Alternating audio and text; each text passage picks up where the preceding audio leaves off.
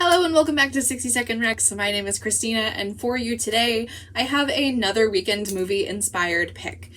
This weekend, for the Valentine's weekend, I went to go see Lisa Frankenstein, and would you believe it or not, I have another book recommendation if you enjoyed that movie or if that's a movie that you're planning to see. This is the first time on this channel, if you will, that I have done a young adult recommendation.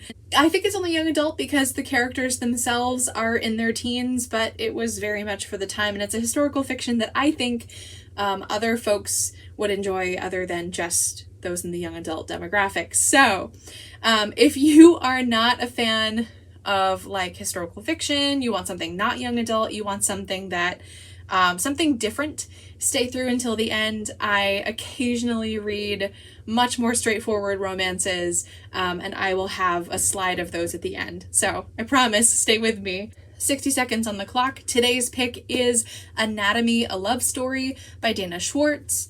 This is a gothic tale full of mystery and romance about a young want-to-be surgeon named Hazel who would rather study science and be a surgeon rather than marry.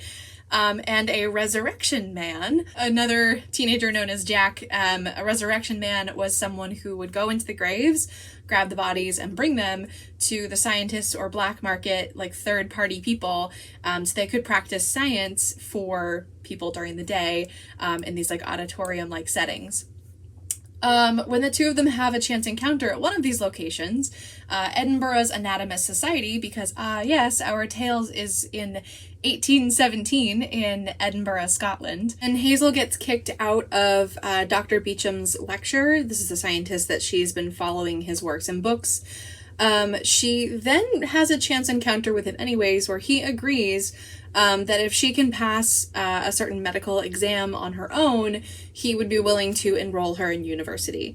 So this is kind of the catalyst that brings her and Jack together. The two of them then make this agreement that Jack will get bodies for Hazel to do science, and she's doing science in a time where I'm going to just continue a little bit longer. She's doing science in a time where there's a bit of a plague and they're trying to figure things out, and she really thinks that she could help, but she's also being romantically pursued by, I believe it's a second cousin in her family, but her mother and brother have gotten out of town, so she kind of has a little bit of free reign here to do her science experiments. Mystery itself gets much more involved when the resurrection men start disappearing, and Jack himself feels like he's going to have to do a bit more hiding.